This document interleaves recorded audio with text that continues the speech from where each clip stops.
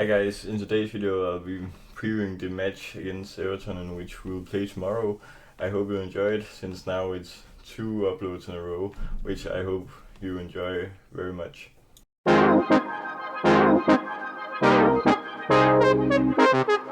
yeah, let's get right into it. Obviously, it's only 2.5 days into the last game. When we kick off tomorrow, we played Wednesday night against Atleti, which could lead to some rotations. I probably think it would, but obviously we play Southampton in the midweek in the Carabao Cup, where there probably should be played a B or C team. So it's quite exciting on how we line up tomorrow. But I have made my take on how I probably line up. Quite basic defense. I have not found place for Soboslai in this lineup, but I feel like if Wirtz plays a bad first half, then he could get subbed in there. Obviously, Gakpo, maybe we should try Wirtz on the left and then just play Soboslai here as well, because we have so much attacking talent in which we can use. Obviously, you may have noticed that I've only put Hitika up front, no Isak, but I think it's good to digest Isak's minutes because he probably isn't fully fit to play in 90 minutes at least 2 times a week, so I'd probably hold on him a bit. But we could also line up something like this in a plan B, as I've called it, with Soboslai on the right back and Robertson on the left back. I feel like Robertson has been quite consistent as well. Soboslai has obviously been maybe our best player this season so far. Salah is up there after his performance against Atletico, though. But yeah, also here there's no Gravenberg in the team, but that would also play Wirtz on in a centre mid, which probably isn't that great. So we probably could flex him and Gakpo here as well and throw Gravenberg in. Obviously, the fun thing about this lineup is the 2 strikers up front. I've heard Arne Slot speak about in the media that he maybe would experiment with it. I feel like it would be very nice to see, because we all know that they both have so much talent. So yeah, obviously Hitika started quite well. He obviously missed a sitter against Atletico Madrid, but his start has been overall great. And Isak made a great appearance against Atletico, some quite good link-up play, and also some shots on target, which I feel is quite good for his debut. Obviously, the key to success here will also be that we need to stop opening the games up. For example, in the Bournemouth and Newcastle game, we were both 2-0 up in both of those games, but we then went up and clutched at the end.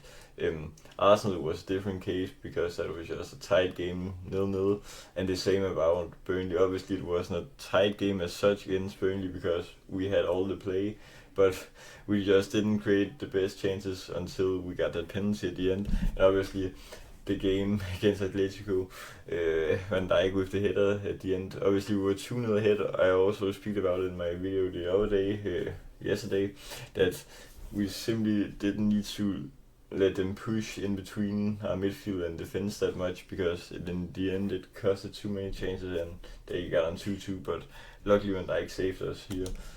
So yeah, obviously Everton have started very great, up in 6th place, and Grealish is the top assister in the league right now. It's quite amazing that he has been that great. I didn't expect that, but I think we can very easily close that down if we just push on their wings all the time.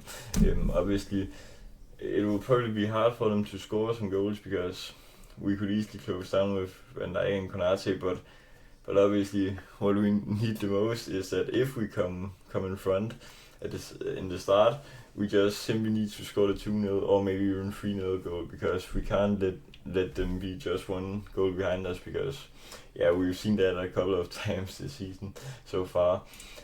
So yeah, this is obviously a massive game for the title race if we win the game against Everton, because on Sunday there's Arsenal against City, and if they play a draw, then we could be 5 points ahead of Arsenal and 8 ahead of City if we win our game, obviously.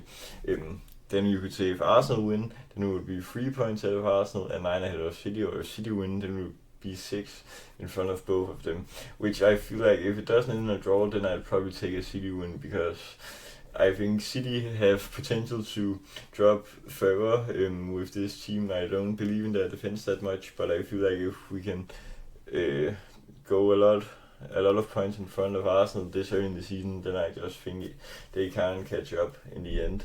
So obviously a fun fact, if we win this game tomorrow, then we would have a league winning streak of 5 in the season. Obviously 5 games, 5 wins if it happens.